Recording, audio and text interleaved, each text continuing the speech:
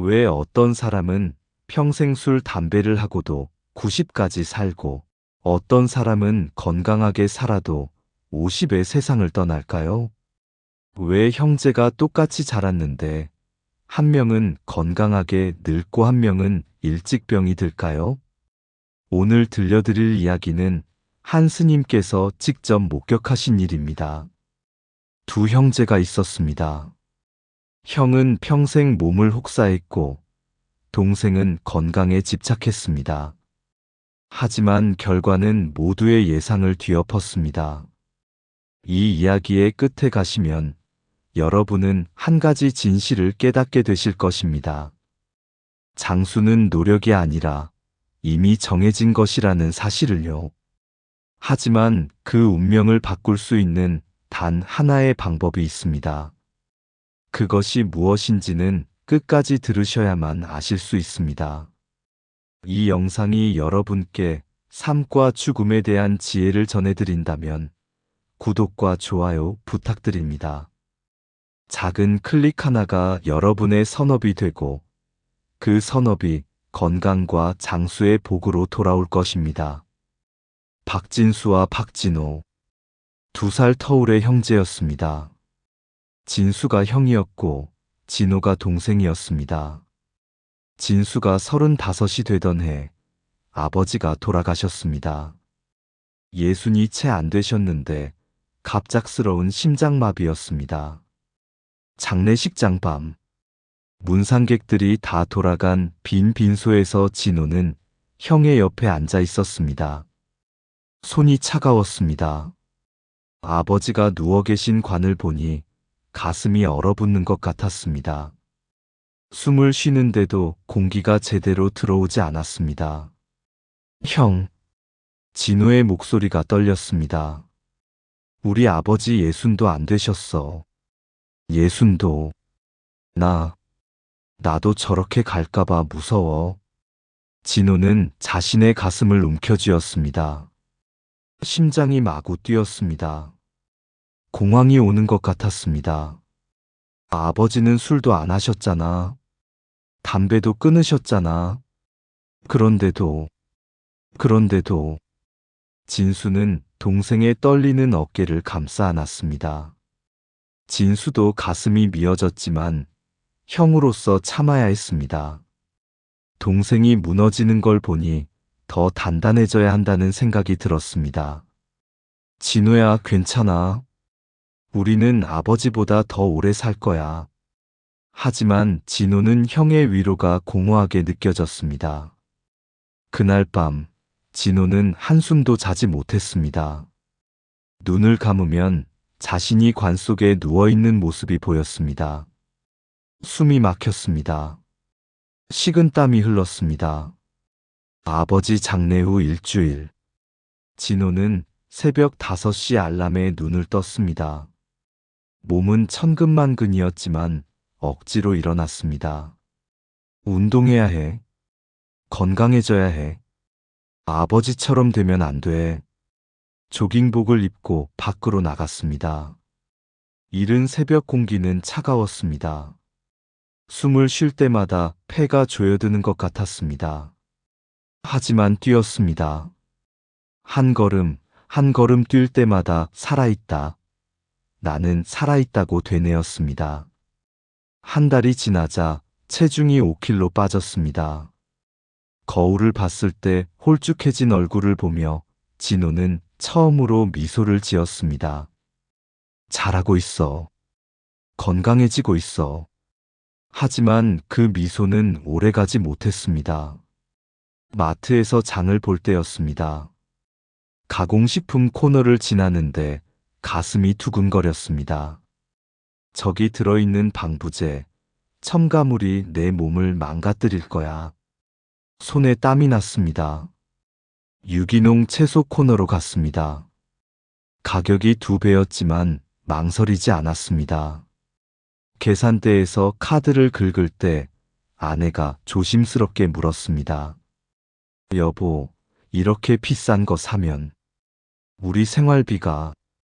건강이 먼저야. 진호의 목소리는 날카로웠습니다.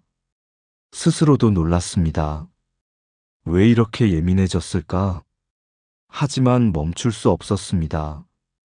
밤에 잠이 오지 않았습니다. 침대에 누워 천장을 바라봤습니다. 심장 소리가 들렸습니다. 쿵쿵쿵. 너무 빨리 뛰는 것 같았습니다. 가슴에 손을 얹었습니다. 이게 정상인가? 혹시 부정맥?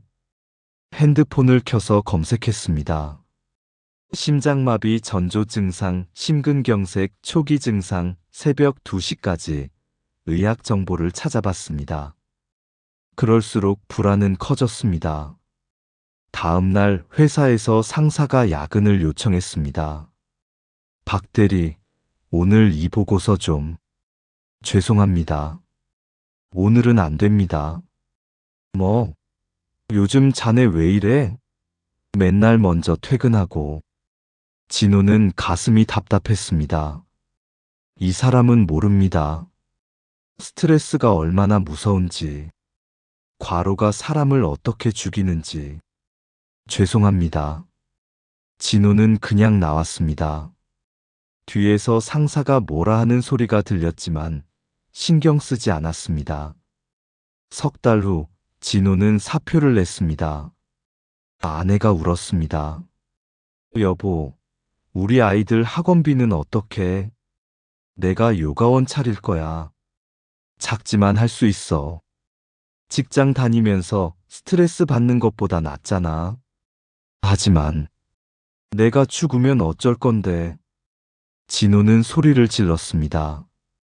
아내가 깜짝 놀라 뒤로 물러섰습니다. 진호는 자신이 무서웠습니다. 이렇게 변한 자신이. 미안해. 내가 너무. 진호는 아내를 안았습니다. 아내의 어깨가 작게 떨렸습니다. 진호의 눈에서도 눈물이 흘렀습니다. 같은 시간, 형 진수는 여전히 건설 현장에 있었습니다. 오후 6시, 해가 지고 있었습니다. 허리가 끊어질 것 같았습니다. 50견이 온 어깨는 조금만 움직여도 찌릿찌릿했습니다. 박 반장님, 오늘 야근입니다. 알았네. 진수는 고개를 끄덕였습니다. 몸은 비명을 질렀지만 마음은 담담했습니다. 해야지. 큰애 대학 등록금 내야지. 밤 9시에 집에 돌아왔습니다. 현관문을 열자 아내가 밥상을 차려놓고 있었습니다. 여보, 피곤하죠? 얼른 씻고 와요. 응. 식탁에 앉았습니다. 된장찌개 냄새가 코를 찔렀습니다. 배가 고팠습니다. 하지만 숟가락을 들기가 힘들었습니다. 팔이 너무 무거웠습니다. 큰딸이 방에서 나왔습니다. 대학생이었습니다. 아빠, 오늘도 야근했어? 응. 요즘 현장이 바빠서. 딸의 눈에 걱정이 가득했습니다. 진수는 그 시선이 미안했습니다. 아빠 괜찮아? 아빠는 원래 튼튼해. 거짓말이었습니다. 몸은 만신창이었습니다. 하지만 걱정 끼치고 싶지 않았습니다. 밥을 먹는데 동생한테서 전화가 왔습니다. 형, 나야. 형 요즘 건강 어때? 응, 괜찮아. 형, 진짜? 목소리가 안 좋은데. 형 병원 가봤어? 아니, 괜찮다니까. 형, 제발 좀 몸 챙겨. 나 형 걱정돼서 미치겠어. 진호의 목소리에는 다급함이 가득했습니다. 진수는 동생이 요즘 건강에 집착하는 걸 알고 있었습니다. 아버지가 돌아가신 후로 동생은 변했습니다. 알았어. 걱정하지 마. 전화를 끊었습니다. 진수는 한숨을 쉬었습니다. 동생이 불쌍했습니다. 너무 불안해하는 것 같았습니다. 그날 밤, 진수는 소주 한 잔을 따랐습니다. 아내가 말했습니다. 여보, 술 좀 줄여요. 몸에 안 좋아요. 알아. 근데 이거 하나는 마셔야 잠이 와. 한 잔을 마셨습니다. 목으로 타고 내려가는 술이 쓰렸습니다. 하지만 묘하게 마음이 편해졌습니다. 오늘도 하루를 버텼다는 안도감이었습니다. 진호가 45이 되었을 때 요가원은 안정을 찾았습니다. 회원도 꽤 생겼고 수입도 괜찮았습니다. 하지만 진호의 불안은 오히려 커졌습니다. 매일 아침 거울을 봤습니다. 눈밑을 손가락으로 눌러봤습니다. 저기 핏줄이 튀어나온 것 같은데? 혀를 내밀어 봤습니다. 혀 색깔이 왜 이렇지? 가슴에 귀를 대봤습니다. 심장 소리에 집중했습니다. 쿵, 쿵, 쿵. 박동이 규칙적인지 확인했습니다. 한 번이라도 리듬이 어긋나면 온몸에 소름이 돋았습니다. 여보, 괜찮아? 아내가 걱정스럽게 물었습니다. 진호는 매일 아침 이렇게 자신의 몸을 검사했습니다. 응, 그냥 확인하는 거야. 확인을 매일 해야 해? 안 하면 불안해. 아내는 더 이상 말하지 않았습니다. 무슨 말을 해도 소용없다는 걸 알았습니다. 요가원에서 수업을 하던 중이었습니다. 60살 되어 보이는 여성 회원이 갑자기 쓰러졌습니다. 어머, 박 선생님. 진호는 급히 달려갔습니다. 그분은 바닥에 누워 경련을 일으키고 있었습니다. 입에서 거품이 나왔습니다. 119에 연락해요. 진호는 소리쳤습니다. 하지만 진호의 손은 떨리고 있었습니다. 가슴이 쿵쾅거렸습니다. 저 사람, 죽는 건가? 구급차가 왔습니다. 그분을 실어 갔습니다. 나중에 들으니 뇌출혈이었습니다. 다행히 목숨은 건졌지만 반신불수가 되었습니다. 그날 밤 진호는 악몽을 꿨습니다. 자신이 요가원 바닥에 쓰러져 있었습니다. 아무도 자신을 돌보지 않았습니다. 혼자 죽어가고 있었습니다. 으악! 소리를 지르며 깼습니다. 온몸이 땀으로 젖어 있었습니다. 아내가 깨서 불을 켰습니다. 여보, 무슨 꿈 꿨어? 나 죽는 꿈. 진호는 아내를 끌어안고 울었습니다. 45살 남자가 아이처럼 울었습니다. 무서워. 나 죽을까봐 무서워. 아내는 남편의 등을 쓰다듬어 주었습니다. 가슴이 찢어졌습니다. 이렇게까지 불안해하는 남편을 보는 게 고통스러웠습니다. 진수가 50이 되었을 때 몸은 이미 한계였습니다. 하지만 일을 멈출 수 없었습니다. 둘째가 아직 고등학생이었고 큰딸은 이제 막 취직을 준비하고 있었습니다. 어느 겨울날이었습니다. 영하 10도가 넘는 강추위였습니다. 현장에서 철근을 나르고 있었습니다. 숨을 쉴 때마다 폐가 얼어붙는 것 같았습니다. 박 반장님, 괜찮으세요? 젊은 직원이 물었습니다. 진수의 얼굴이 창백했기 때문입니다. 응, 괜찮아. 하지만 괜찮지 않았습니다. 어지러웠습니다. 눈앞이 흐려졌습니다. 반장님. 그 다음은 기억이 나지 않았습니다. 눈을 뜨니 병원이었습니다. 링거가 꽂혀 있었고 아내가 옆에서 울고 있었습니다. 여보, 깨어났어요. 의사 선생님. 의사가 들어왔습니다. 심각한 표정이었습니다. 박 선생님, 과로입니다. 심각합니다. 이대로 가시면. 알겠습니다. 진수는 고개를 끄덕였습니다. 하지만 마음속으로는 생각했습니다. 그래도 일은 해야지. 병원에 입원한 지 이틀째 동생 진호가 문병을 왔습니다. 진호는 병실 문을 열자마자 멈춰 섰습니다. 형이 병원 침대에 누워 있었습니다. 항상 건강해 보이던 형이, 늘 꿋꿋하던 형이 링거를 맞으며 누워 있었습니다. 형. 진호의 목소리가 떨렸습니다. 다가가서 형의 손을 잡았습니다. 손이 거칠었습니다. 굳은 살이 박혀 있었습니다. 손가락 사이사이 상처도 있었습니다. 진호야, 왔냐? 형. 형이 왜 이렇게까지? 진호는 말을 잇지 못했습니다. 눈물이 터져 나왔습니다. 형은 자신과 달리 건강을 전혀 돌보지 않았습니다.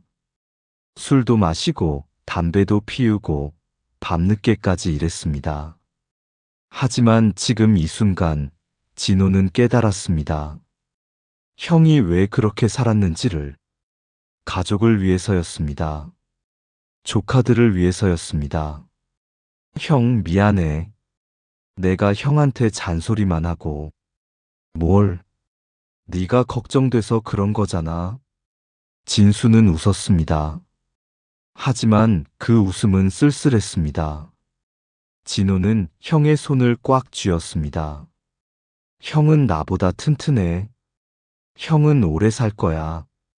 내가 형을 지켜야 해. 그날 밤 진호는 절에 갔습니다. 부처님 앞에 무릎을 꿇었습니다. 부처님, 제 형을 지켜주세요. 제가 대신 아파도 좋으니 형만은 건강하게 해주세요. 간절히 기도했습니다. 눈물이 볼을 타고 흘렀습니다. 진호가 50이 되던 해봄이었습니다. 아침에 일어나 화장실에서 거울을 봤습니다. 눈이 이상했습니다. 흰자위가 아니라 노랗게 보였습니다. 심장이 쿵 내려앉았습니다. 이게 뭐지? 손으로 눈을 비벼봤습니다. 하지만 변하지 않았습니다. 노란색이었습니다. 여보, 여보. 다급하게 아내를 불렀습니다. 아내가 뛰어왔습니다. 왜 그래? 내 눈 좀 봐. 이거 이상하지 않아? 아내는 남편의 얼굴을 자세히 봤습니다. 그리고 얼굴이 창백해졌습니다. 당신, 병원 가야 해. 지금 당장. 병원에서 검사를 받았습니다. 혈액 검사, 초음파, CT. 진호는 검사를 받는 내내 손이 떨렸습니다. 입술이 바짝 말랐습니다.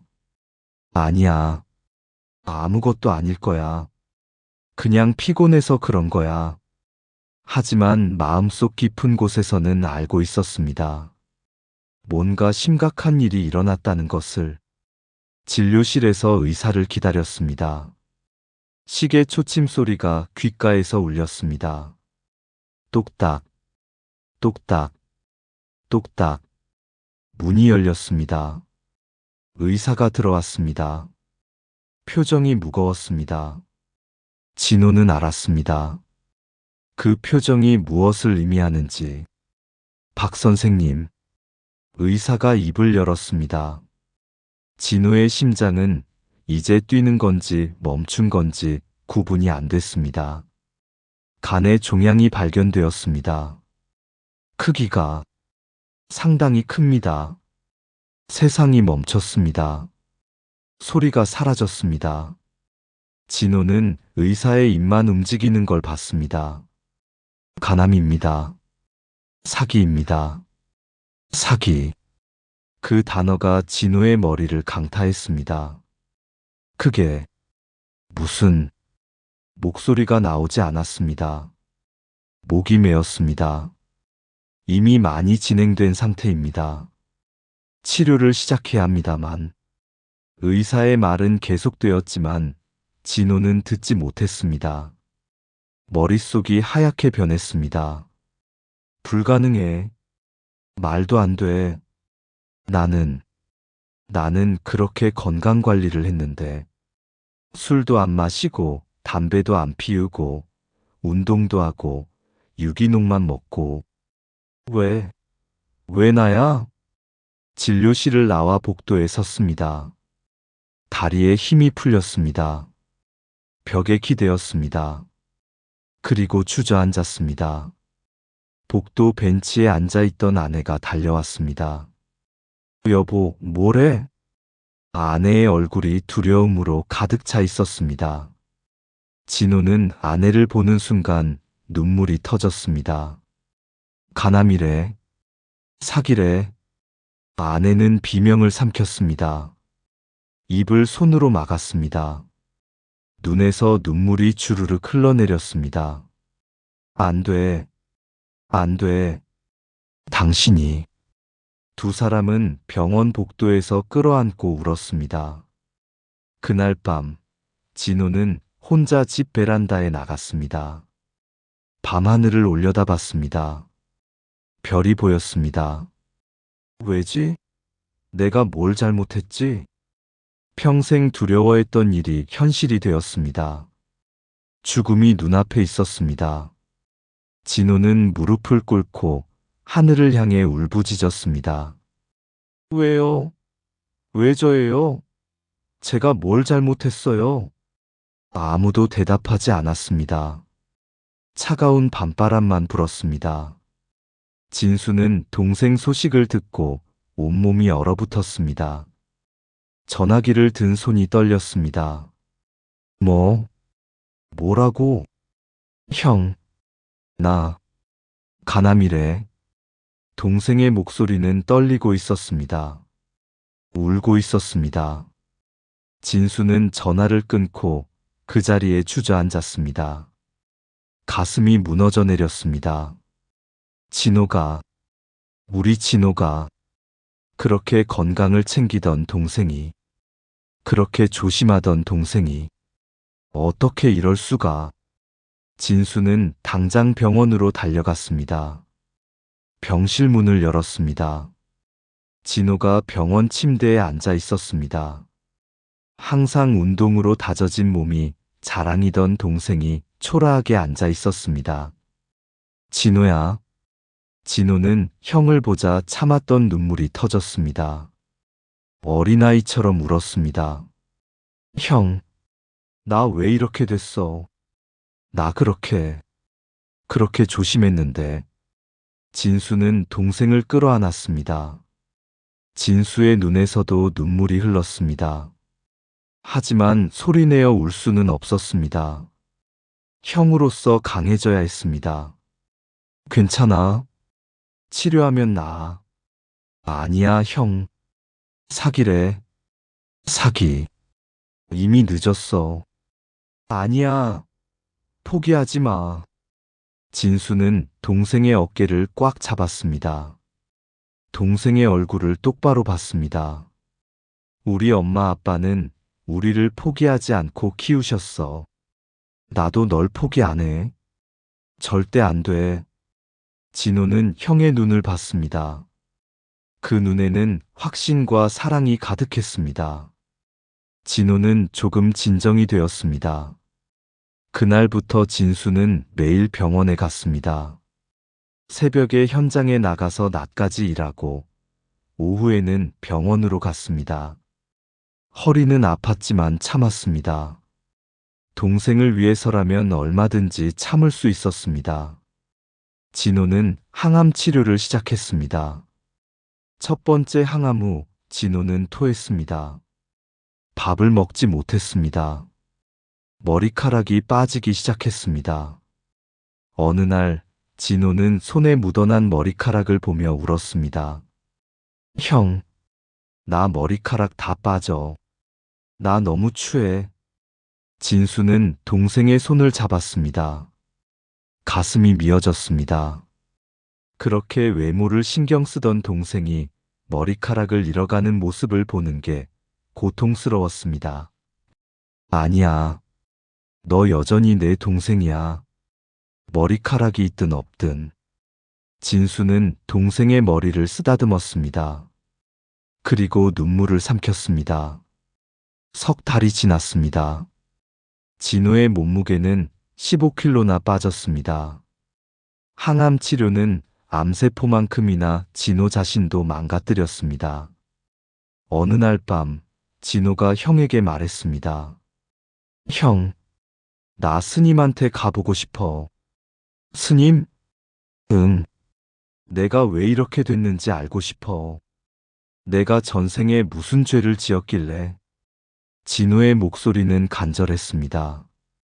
눈빛에는 절박함이 가득했습니다. 그래, 같이 가자. 이틀 후, 두 형제는 저를 찾았습니다. 진호는 휠체어를 타고 있었습니다. 걷는 것조차 힘들어졌기 때문입니다.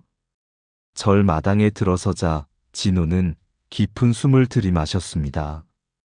소나무 향기가 났습니다. 평화로웠습니다. 오랜만에 마음이 조금 편해지는 것 같았습니다. 스님께서 그들을 맞아주셨습니다. 스님의 얼굴은 온화했습니다. 진호는 스님을 보자 눈물이 터져 나왔습니다. 스님, 저는 말을 잇지 못했습니다. 목이 메었습니다. 스님은 조용히 진호의 손을 잡아주셨습니다. 그 손은 따뜻했습니다. 보살님, 마음이 많이 힘드시겠습니다. 스님, 저는 평생 건강 관리를 했습니다. 술도 안 마셨습니다. 담배도 안 피웠습니다. 유기농만 먹었습니다. 매일 운동했습니다. 진호의 목소리는 떨렸습니다. 그런데 왜 저예요? 왜 제가 이렇게 됐어요? 제 형은 술도 마시고 담배도 피우고 밤늦게까지 일하는데 멀쩡하잖아요.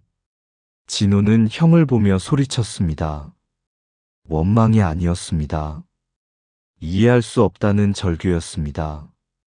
진수는 고개를 숙였습니다. 가슴이 무너졌습니다. 스님은 잠시 침묵하셨습니다.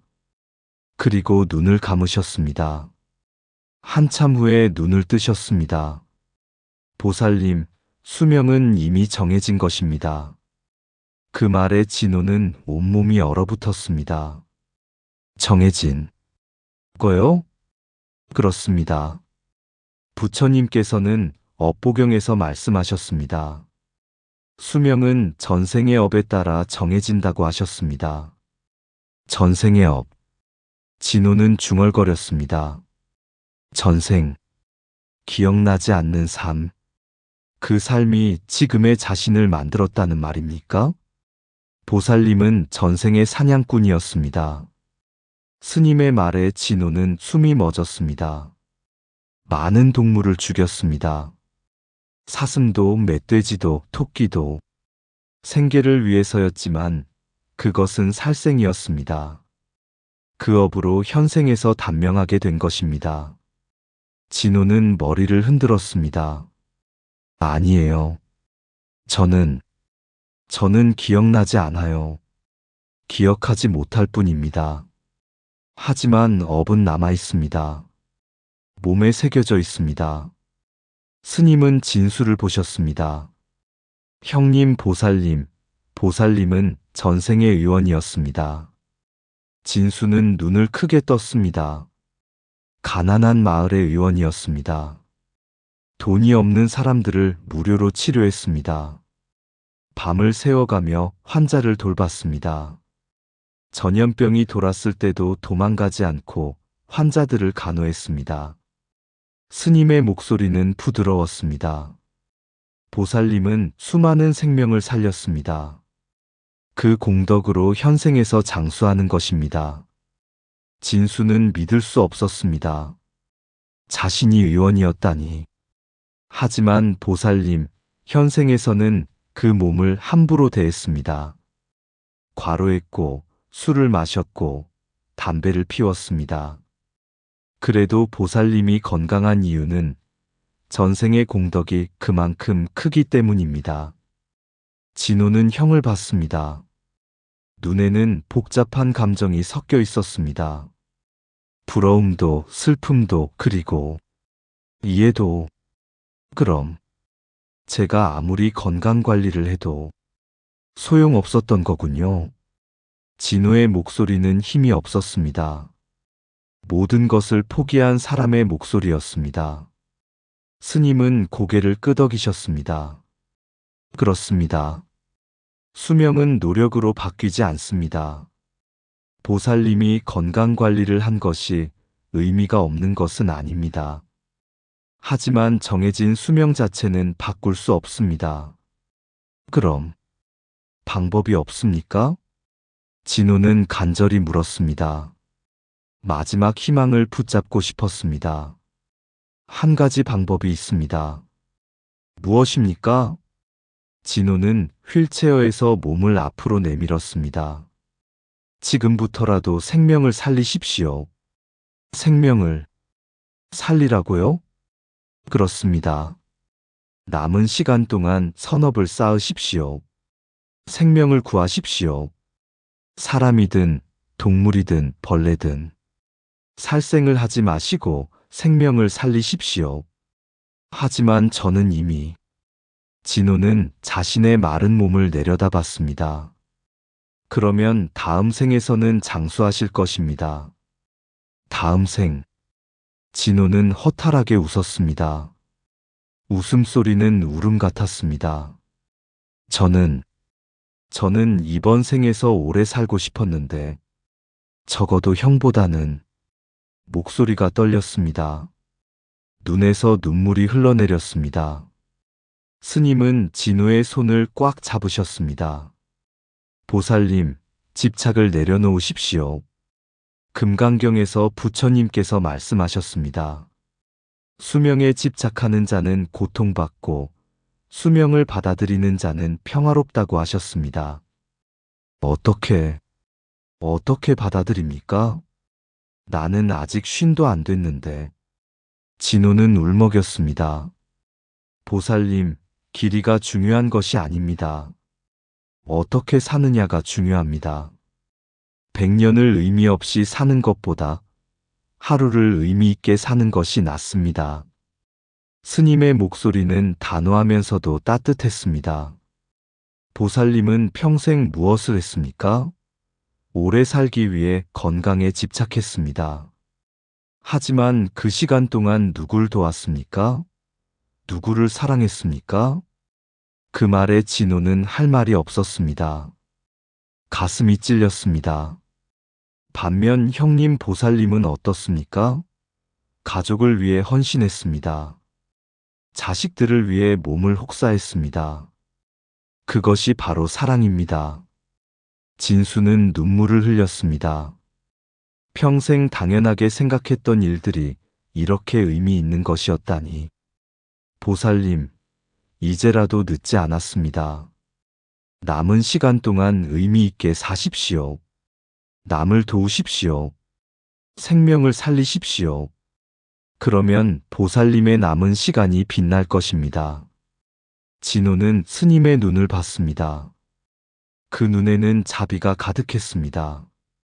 그리고 진호는 느꼈습니다. 스님의 말씀이 진실이라는 것을. 절에서 돌아온 후 진호는 변했습니다. 요가원을 정리했습니다. 그리고 암 환자 모임에 나가기 시작했습니다. 처음 모임에 갔을 때 진호는 긴장했습니다. 휠체어를 타고 들어가는 게 부끄러웠습니다. 하지만 안으로 들어가자 모두가 따뜻하게 맞아줬습니다. 어서 오세요. 저도 간암 환자예요. 한 중년 남성이 손을 내밀었습니다. 진호는 그 손을 잡았습니다. 따뜻했습니다. 모임에서 진호는 자신의 이야기를 했습니다. 평생 건강에 집착했던 것, 그럼에도 병에 걸린 것, 그리고 스님께 들은 이야기. 저는 이제 깨달았어요.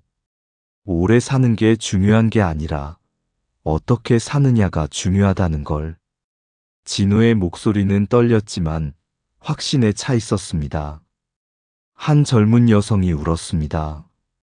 저도 저도 그렇게 생각하고 싶은데 아직 30인데 너무 억울해요. 진호는 그 여성에게 다가갔습니다. 손을 잡았습니다. 저도 그랬어요. 억울했어요. 하지만 이제는 알아요. 우리에게 주어진 시간이 짧다면 그 시간을 더 빛나게 살면 되는 거예요. 그날부터 진호는 매주 모임에 나갔습니다. 아픈 사람들을 위로했습니다. 손을 잡아주고 이야기를 들어주고 함께 웃었습니다. 가족과의 시간도 늘렸습니다. 아들과 많은 대화를 나눴습니다. 아빠 미안해. 예전에 아빠가 건강만 생각한다고 서운하게 말했던 거.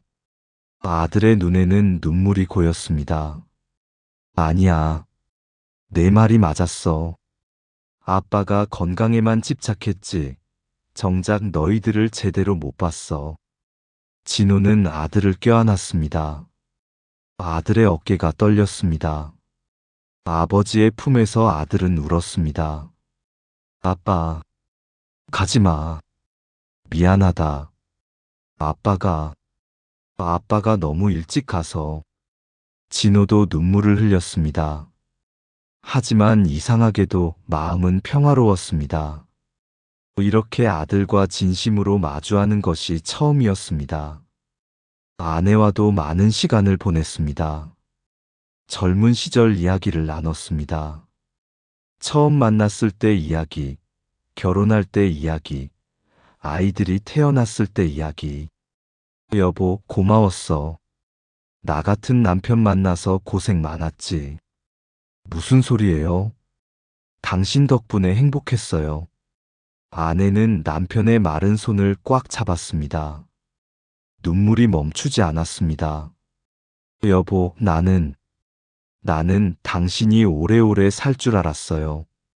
건강 관리를 그렇게 하니까 나도 그렇게 생각했어.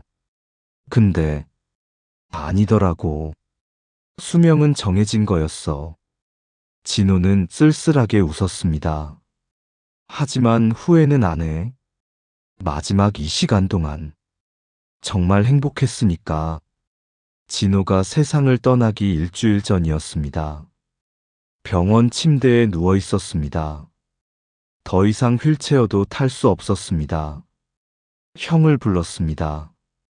형. 진수는 동생의 손을 잡았습니다. 손에는 뼈만 앙상하게 남아 있었습니다. 형, 형한테 평생 미안했어. 무슨 소리야? 진수의 목소리도 떨렸습니다. 형은 평생 나 걱정하고 날 챙기고 살았잖아. 근데 나는 형한테 잔소리만 하고, 형이 술 마신다고, 담배 핀다고, 형 무시했어. 진우의 눈에서 눈물이 흘렀습니다. 아니야. 너는 날 걱정해서 그런 거잖아. 형, 나 이제 알았어. 수명은 정해진 거야. 내가 아무리 건강 관리를 해도 소용없었어. 형은 장수할 운명이었어. 진호는 숨을 헐떡였습니다. 말하는 것조차 힘들었습니다. 형, 부탁이 있어. 뭔데? 말해봐. 형, 이제부터는 몸 좀 챙겨.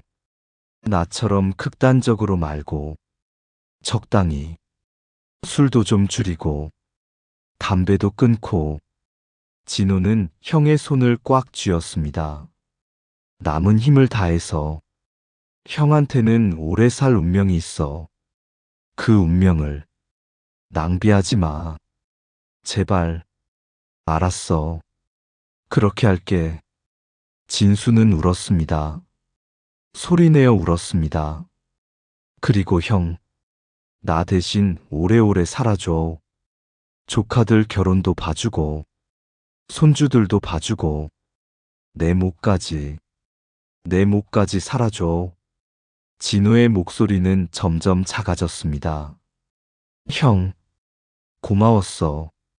형 같은 형 둬서 정말 행복했어. 진호는 형의 손을 꽉 잡은 채 눈을 감았습니다. 얼굴에는 평화가 깃들어 있었습니다. 진수는 동생의 손을 놓지 않았습니다. 한참을 그렇게 앉아 있었습니다. 눈물이 멈추지 않았습니다. 진호야, 고마웠어. 동생으로 태어나줘서. 형이 네 목까지 살게. 진호가 떠난 지 10년이 지났습니다. 진수는 65이 되었습니다.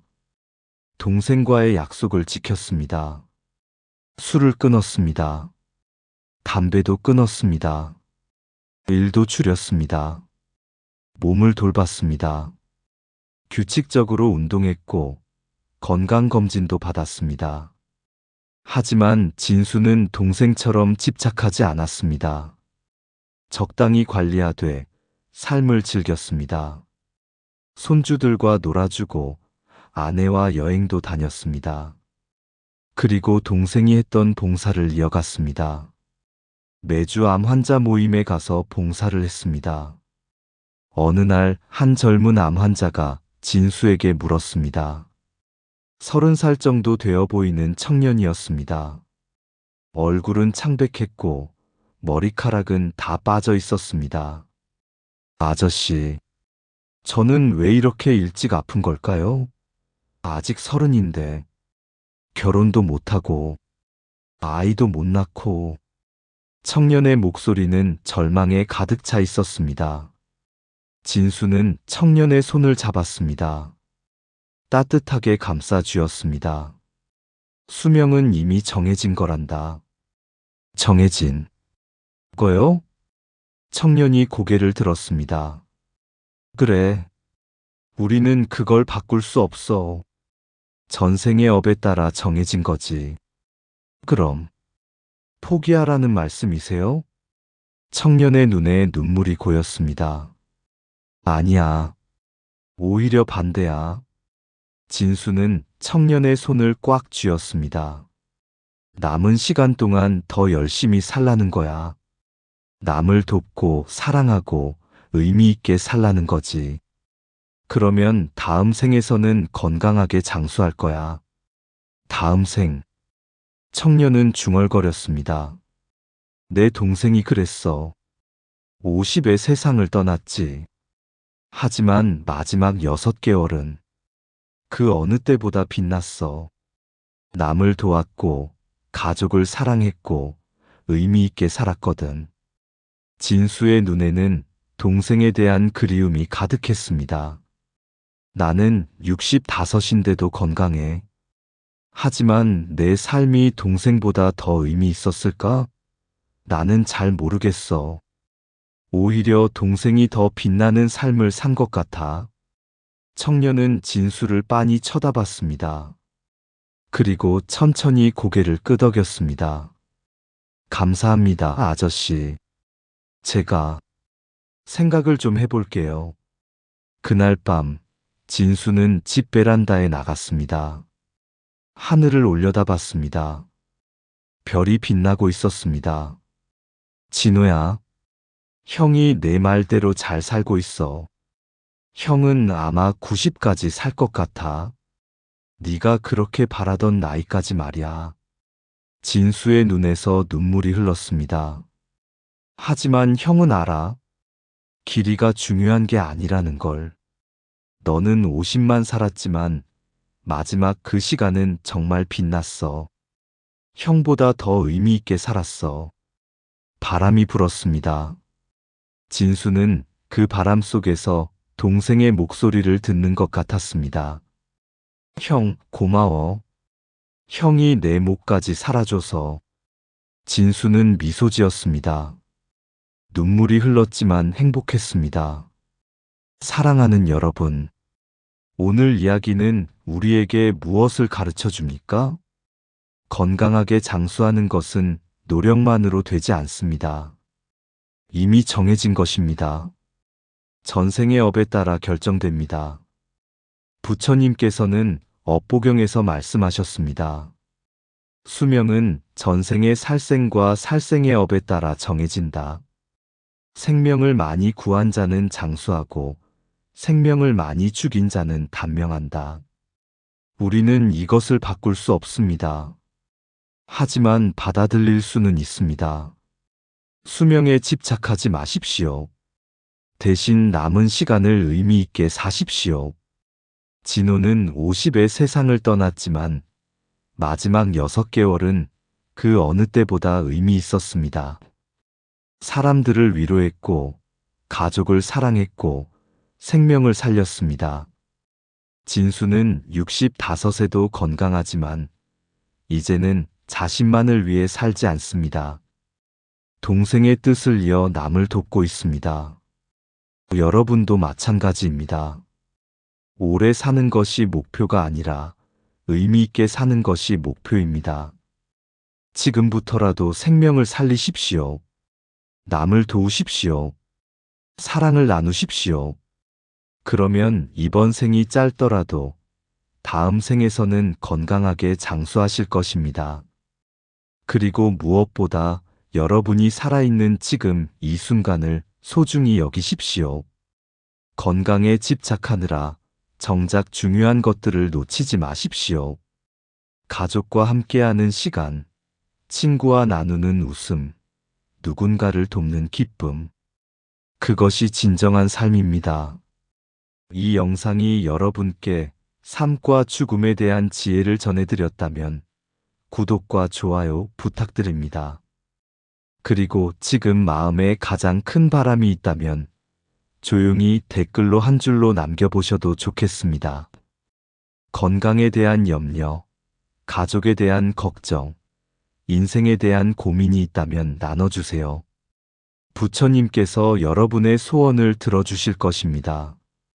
여러분 모두 주어진 수명을 의미 있게 사시고 건강하게 사시기를 기원합니다. 나무아미타불 관세음보살 감사합니다.